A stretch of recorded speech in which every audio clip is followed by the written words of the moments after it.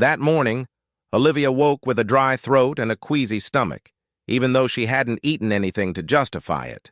The silence in the room, interrupted only by the ticking of the cheap clock on the wall, seemed to mock her inner turmoil. The beige dress, hanging on the closet door, awaited her like a silent reminder of the woman she'd pretended to be for years. She stared at it for a few seconds, motionless. On the bedside table, a small blue box held the turquoise dress she'd secretly bought weeks before, unsure why. She hadn't told anyone. She hadn't planned to wear it that day. But there was something in that silence, a suppressed anger, an unnamed weariness that made her open the box and touch it with her fingertips. She was still wearing it underneath when she walked through the courthouse entrance. No one knew, not even her lawyer. The beige dress hid everything, her intentions, her strength, her last bit of patience. William was already there, impeccably arrogant as, always, with his lover sitting beside him, legs crossed and a sneer on his face. When he saw her, he snorted in boredom, like someone looking at an old piece of furniture they want to get rid of immediately. The hearing began like all the others, cold, mechanical, awkward. But something snapped inside Olivia when he called her a workhorse out loud in front of everyone. The judge barely had time to intervene. Olivia stood, unzipped her beige dress, and let it fall to the floor. The silence that followed was so deep she could hear her own heartbeat. The turquoise dress hugged Olivia's body like a second skin, shimmering under the cold courtroom lights. She released her hair, which until then had been tied in a tight bun, and the strands flowed down her shoulders, as if they too wanted to breathe. William's eyes widened, unable to say anything.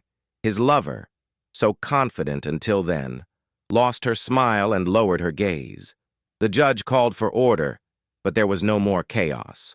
Only collective astonishment and a silence charged with meaning.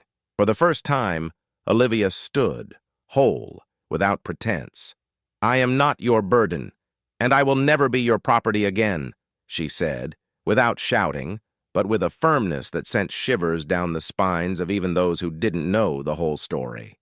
She didn't cry or tremble. Leaving the courthouse, Olivia couldn't tell if she felt light or about to collapse. It was as if she had shed more than a dress. She had shed a lifetime of fear. She sat on the sidewalk for a few minutes, unhurriedly, elbows resting on her knees, trying to comprehend what she had just done. The city passed her by as if it were an irrelevant backdrop. For the first time in a long time, she didn't feel invisible. She called the studio and canceled all her appointments for the day except one, a visit to meet Edwin, the boy she was going to paint. She needed this job, not just for the money, but because painting had always been the only place where she still recognized herself, and perhaps now she could rediscover herself completely. The Chandler house was immense, but not intimidating. There was something about it that clashed with the coldness of the wealthy she knew. Edwin greeted her with a shy smile and attentive eyes, as if trying to read her before she even spoke. Michael, the father, seemed younger than she had imagined, not in appearance, but in the way he listened. He was a man who listened with his whole body. He explained that the portrait was a gift for the boy's grandfather and that he wanted something special, not a cold painting in an expensive frame. Olivia nodded.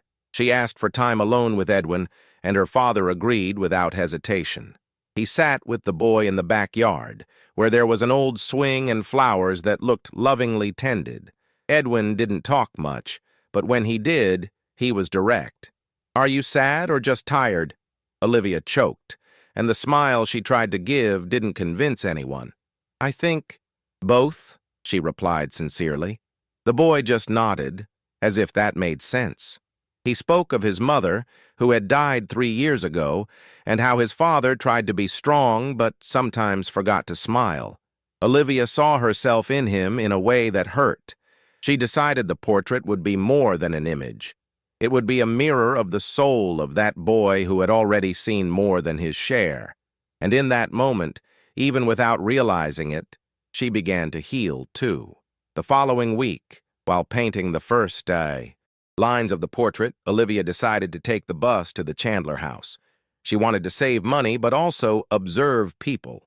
She liked to pay attention to details, gestures, silences, glances. It was on one of those days that she saw him, a ragged man sitting on the sidewalk with a curious look and restless hands. He seemed cleaner than the others, as if he'd just put on his disguise. As she passed, he extended his hand, not to ask, but as if he wanted to talk. She hesitated, but stopped. She offered him a coffee, then paid his bus fare, even though she wasn't sure he had anywhere to go. He thanked her with a sincere smile, and before boarding the bus, he said, "People show who they are in small gestures, and you showed the best of yourself." On the next visit, Michael invited her to lunch with his family.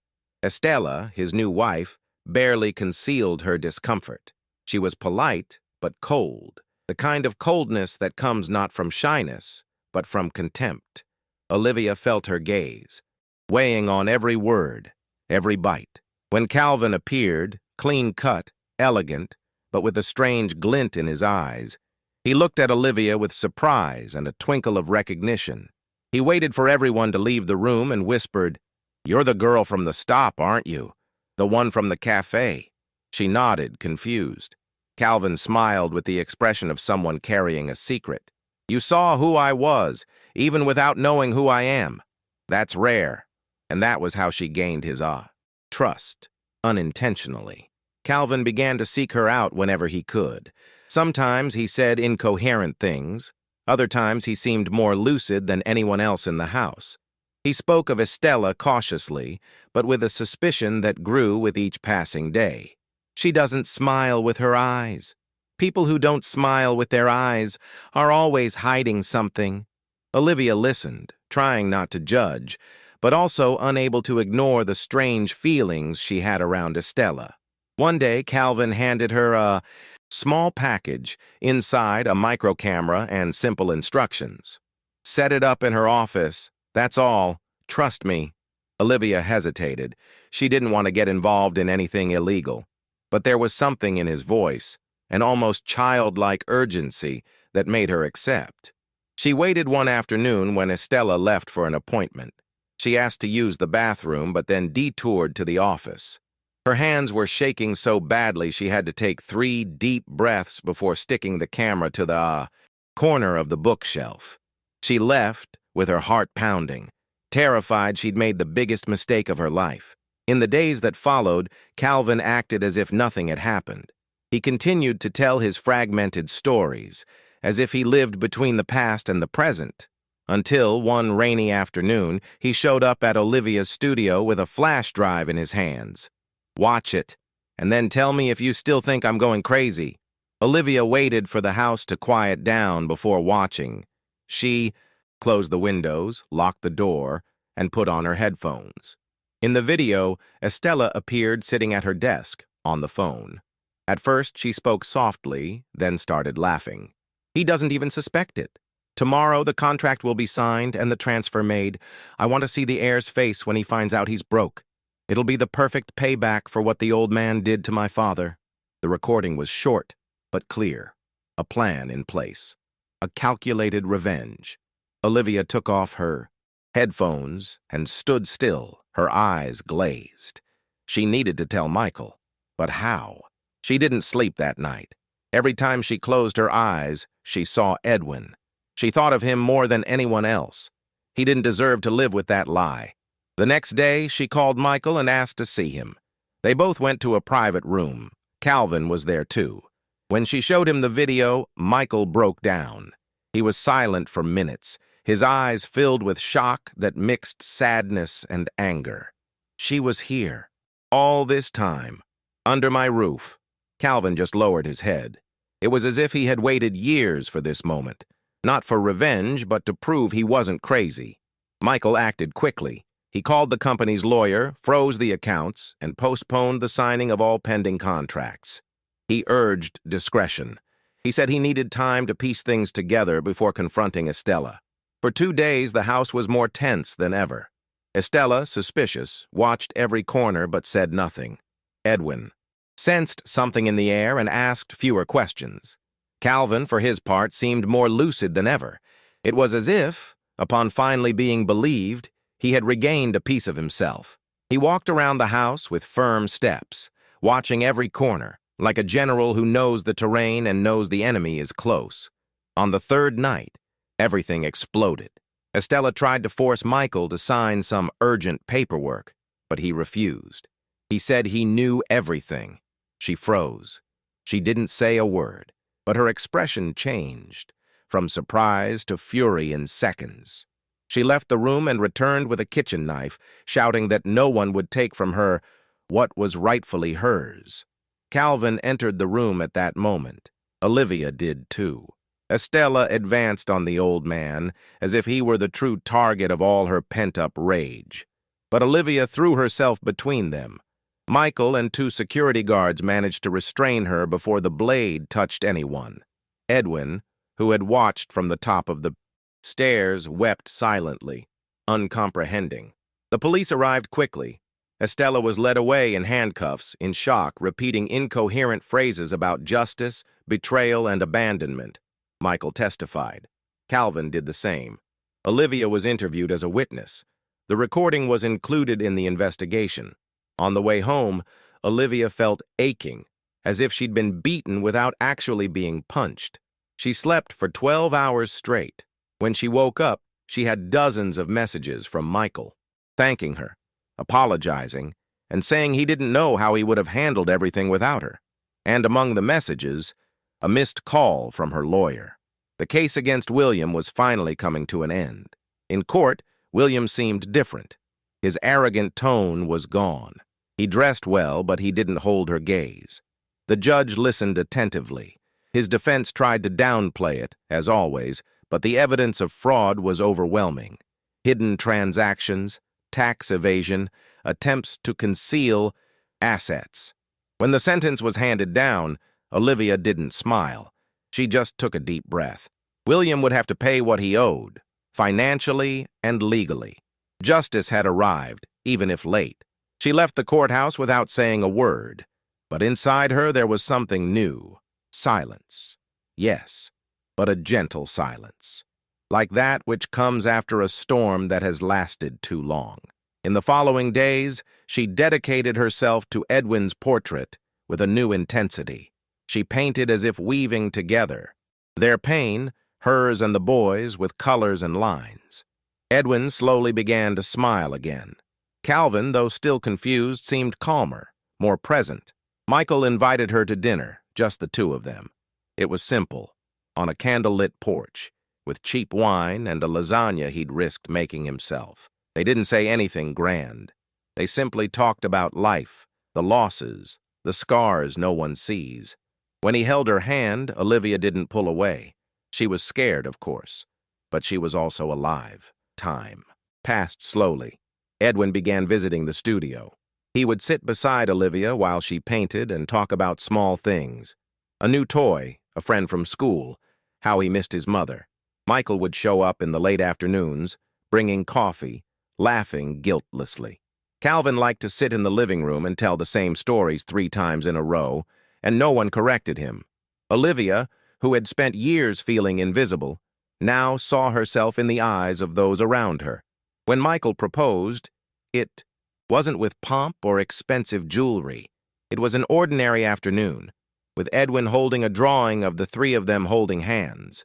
She said yes, and it was a whole yes.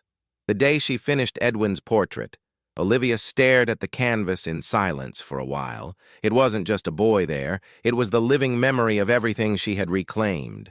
The lightness in his gaze, the way his shoulders relaxed, the subtle confidence. It was all new, and it was hers, too. When Michael saw the painting, he couldn't say anything. He just hugged Olivia tightly, as if he understood without words. Edwin smiled and said, "Now I look happy." And it was true.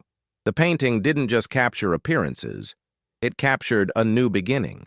It was that night that Michael appeared with a simple ring, inside a box handmade by Edwin. There was no speech, no tears, just a direct, unadorned request. "Do you want to be a part of this forever?" Olivia took a deep breath. She thought about what she had already lost. the fear of giving herself up again, the wounds that were still slowly healing. But there, between those two, father and son, she saw no risks. She saw acceptance, and for the first time, she accepted love without apologizing for who she was. She said yes, and in that yes, there was more than love. There was the whole woman finally allowing herself to live. The wedding wasn't a grand ceremony. It was held in the Chandler Garden, beneath an ancient fig tree that Calvin claimed he'd planted with his wife decades ago. There were only a few people, lights strung between the branches, and Edwin carried the rings with a smile that filled Olivia's chest with a warmth indescribable. She didn't wear white. She chose once again the turquoise dress, the same one she'd worn at the courthouse. But now it had a different meaning. It was no longer a cry for help. It was a celebration of the woman who had endured, even when everyone said she couldn't. And Calvin, even between lapses in memory, wept, quietly, murmuring that there was finally peace in that house. After marriage, life wasn't perfect, but it was real. And for Olivia, that was more than enough. There were difficult days, arguments, fatigue. Edwin still asked about his mother. Calvin sometimes forgot who she was. But there were also days of laughter in the kitchen, finger painting, and lingering hugs. The studio became a retreat for everyone. Michael renovated one of the rooms to give her space and light. And there, in that place, of paint and the smell of wood, Olivia painted with a freedom she had never felt before. As if, finally, the world was seeing what she had always known how to do. Calvin gradually worsened. He forgot names, confused places, and asked about his parents. But on good days, he was still himself. He'd sit near the piano, even without playing, and listen to old songs Michael played for him. One of those days, he called Olivia his daughter. She didn't correct him. She just smiled, sitting beside him. "You remind me of the woman I was too stupid to defend in court, and brave enough to love until the end." It was one of the last meaningful words he said before retreating into the confusing world of dementia, and she kept it as a gift. When Calvin passed away, the house was silent for days. Edwin wept in his room, hugging the portrait Olivia had painted of him and his grandfather sitting on the garden bench.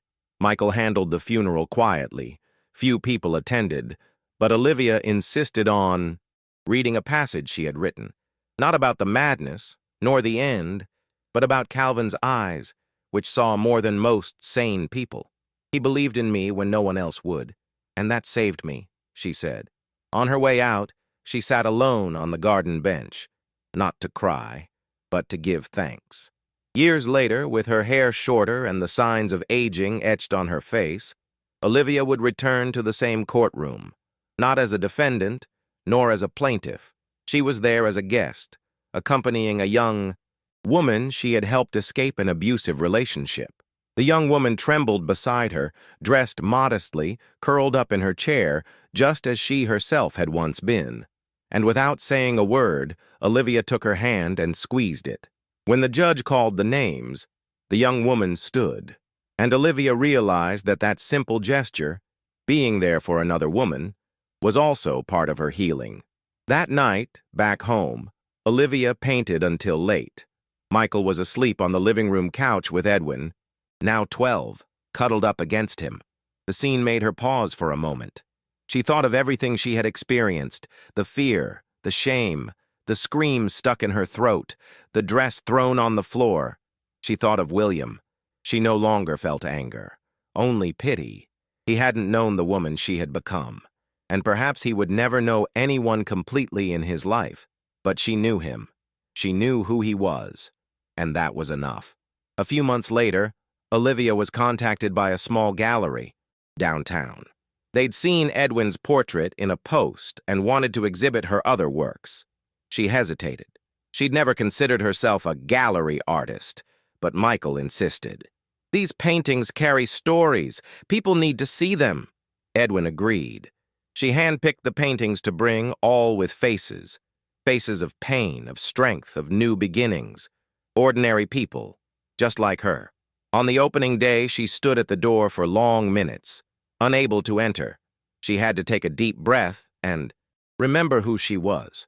And when she walked through the door, she realized she was no longer the same woman who constantly doubted herself.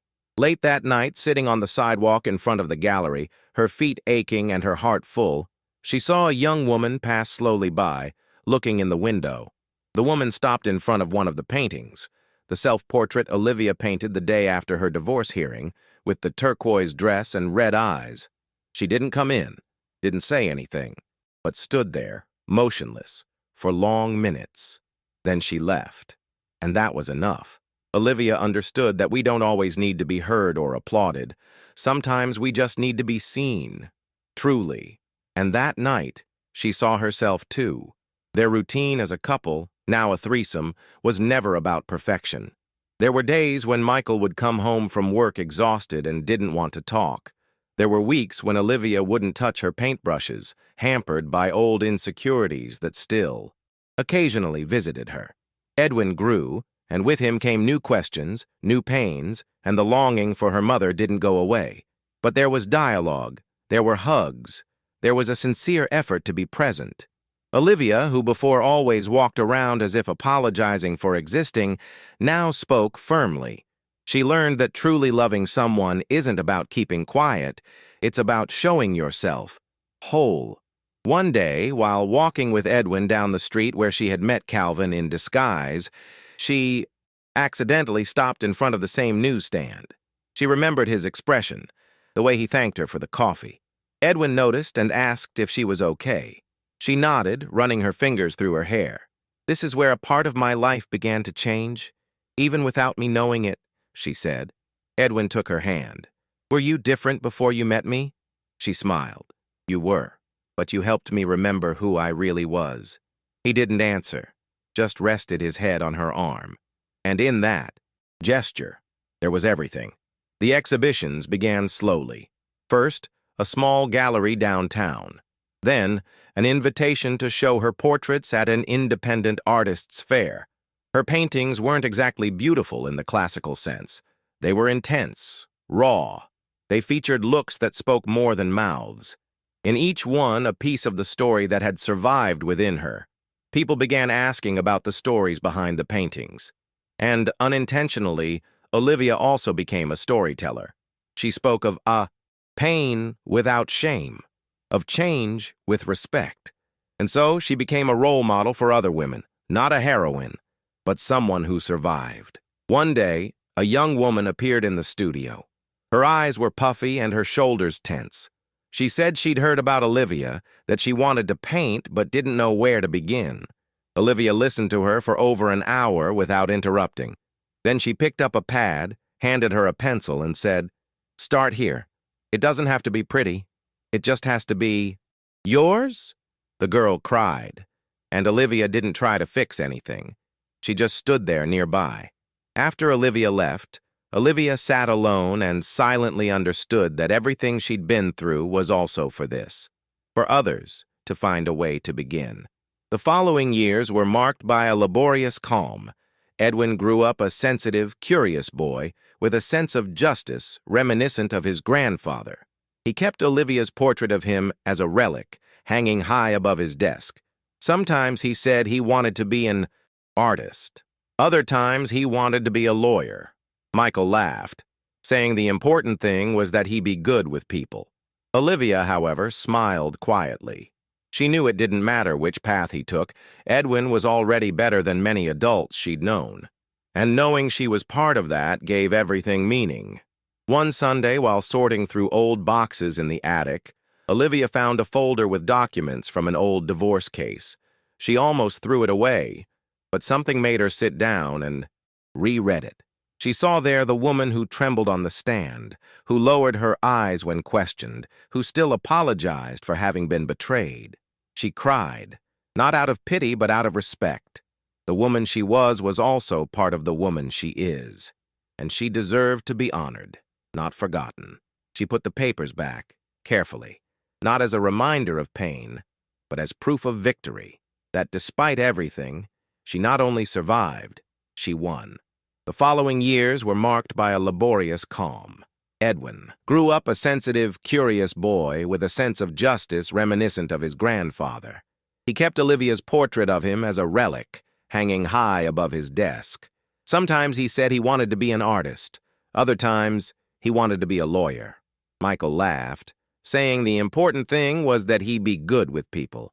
Olivia, however, smiled quietly. She knew it didn't matter which path he took. Edwin was already better than many adults she'd known, and knowing she was part of that gave everything meaning. One Sunday, while sorting through old boxes in the attic, Olivia found a folder with documents from an old divorce case. She almost threw it away, but something made her sit down and reread it. She saw there the woman who trembled on the stand, who lowered her eyes when questioned, who still apologized for having been betrayed. She cried, not out of pity, but out of respect. The woman she was also part of the woman she is, and she deserved to be honored, not forgotten. She put the papers back, carefully, not as a reminder of pain, but as proof of victory, that despite everything, she not only survived, she won. One day, Olivia woke up wanting to visit the neighborhood where she and William lived. It had been a while, but the desire came strong, like a need. She walked through the streets that seemed smaller now. The old bakery, the bus stop, the building where they lived, everything was there, the same. But she wasn't. She stopped in front of the building's gate and stared. She remembered the times she'd cried in the bathroom, the veiled humiliations, the clothes hidden in suitcases for fear of reprisal.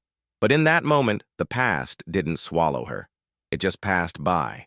Like an old movie we can watch without pain. And she left without looking back. Back in the studio, she decided to paint something different. Not a face, not pain, but an open door from which a soft light emerged. She called the painting Exit. She didn't explain it to anyone. She simply hung it there, right in the entrance. When anyone asked, she smiled and said, "It's about knowing when to leave." One day, a woman came in and stood before the painting. She said she was trying to leave a marriage that diminished her. They sat there talking for hours, and when the woman left, Olivia realized that, even without meaning to, she was opening doors for others too, and that perhaps that was the greater meaning of it all. One rainy afternoon, Edwin appeared in the studio with a sketchbook. He sat next to Olivia and shyly showed her. There were scribbles of faces, hands, large eyes. She leafed through it slowly, as if discovering a secret. "Do you want to paint with me?" she asked. He nodded, and there began a silent ritual that repeated itself weekly. Edwin created, Olivia guided, but without intruding. Michael said that watching them together was like witnessing something sacred, and in a way it was, because there, between paints and brushes, grew not only a vocation, but a deep connection built on trust and freedom. That same week, Olivia received a letter, handwritten, with no return address. She recognized the handwriting before she finished reading. It was from William, a confusing, poorly structured apology, yet sincere in its fragility. It said she saw his face in the newspapers, in exhibitions, and that she finally understood what she had lost. It asked for nothing. It just wanted to say she had won.